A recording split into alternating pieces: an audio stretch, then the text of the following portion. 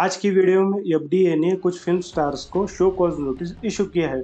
उसके बारे में समझेंगे और उसके लीगल साइड को थोड़ा सा समझने की कोशिश करेंगे। फूड एंड ड्रग एडमिनिस्ट्रेशन ने अजय देवगन, शाहरुख खान और टाइगर श्रॉफ को विमल इलायची के एडवर्टाइजमेंट में दिखने के कारण शो कॉज नोटिस जारी किया है।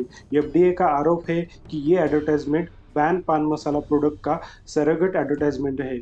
इसमें एडवर्टाइजमेंट भले ही इलायची के नाम पर दिखाया जा रहा हो, लेकिन इसकी ब्रांडिंग, लोगो और स्टाइल सीधे तौर पर विमल पान मसाला से जुड़ा है, जिसका प्रोडक्शन, स्टोरेज और सेल महाराष्ट्र में बैन्ड है। Food safety and standard act की वजह से टोबैको और पान मसाला एडवर्टाइजमेंट पर लगे लीगल बैन से बचने के लिए उसी नाम और लोगों का यूज करके माउथ फ्रेशनर के लिए करना।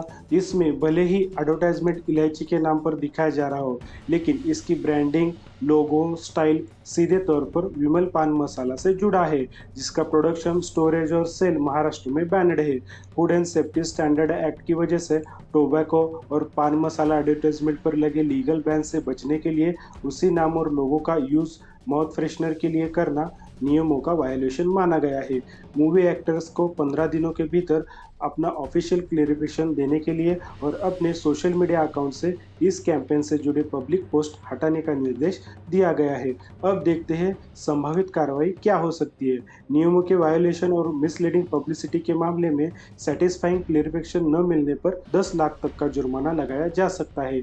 ये कार्रवाई food safety and standard act 2006 के वायोलेशन होने के कारण सेक्शन 24 के तहत की गई है, जो मिसलीडिंग एडवर्टाइजमेंट और प्रतिबंधित या अनसेफ फूड प्रोडक्ट्स के एडवर्टाइजमेंट पर रोक लगाती है। एफएसएस एक्ट 2006 की सेक्शन 24 फूड आइटम्स से जुड़े मिसलीडिंग एडवर्टाइजमेंट और अनफेयर ट्रेड प्रैक्टिसेस पर कंप्लीट बैन लगाती है। Food safety and standard act 2006 के सेक्शन 24 के मुख्य प्रोविजंस देखते हैं।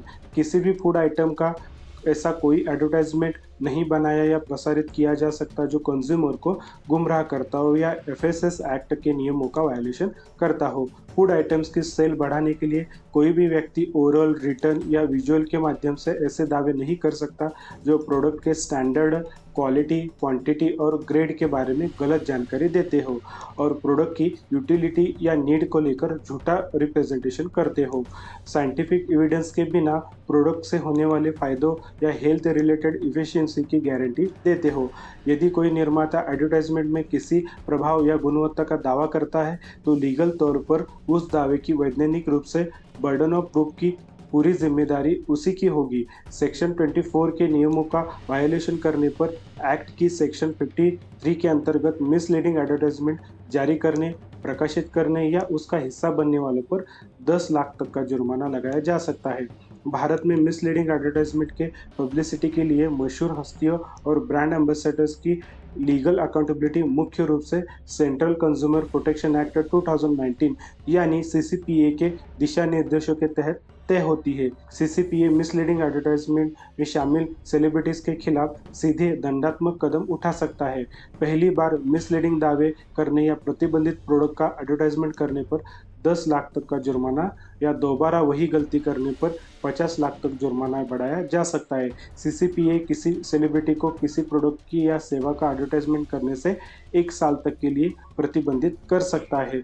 बार बार वायलेशन पर यह बैन 3 साल तक का हो सकता है। सीसीपीए के तहत सेलिब्रिटीज केवल ये कहकर जिम्मेदारी से नहीं बच सकते कि वे केवल स्क्रिप्ट पढ़ रहे थे।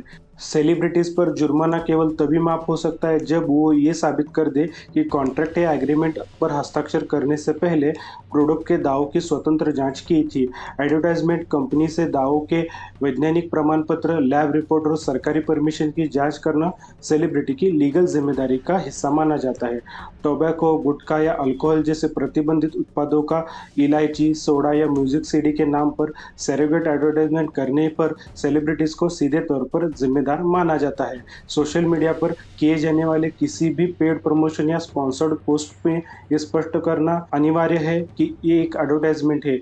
यदि कोई प्रोडक्ट बीमारी ठीक करने, रंग गोरा करने या अवास्तविक फाइनेंशियल रिटर्न का दावा करता है, तो बिना ठोस साइंटिफिक आधार के उसका एडवर्टाइजमेंट करना इलीगल है। एफएसएस एक्ट 2006 सेक्शन 24 और 53 के तहत असुरक्षित या गलत लेबल वाले फूड आइटम्स के एडवर्टाइजमेंट करना और उसका हिस्सा बनना 10 लाख तक का अलग से जुर्माना लगाया जा सकता है। जादुई इलाज या गंभीर बीमारियों की गैर प्रमाणित दवाओं की एडवर्टाइजमेंट करने पर आपराधिक मामला और कारावास का भी प्रावधान है।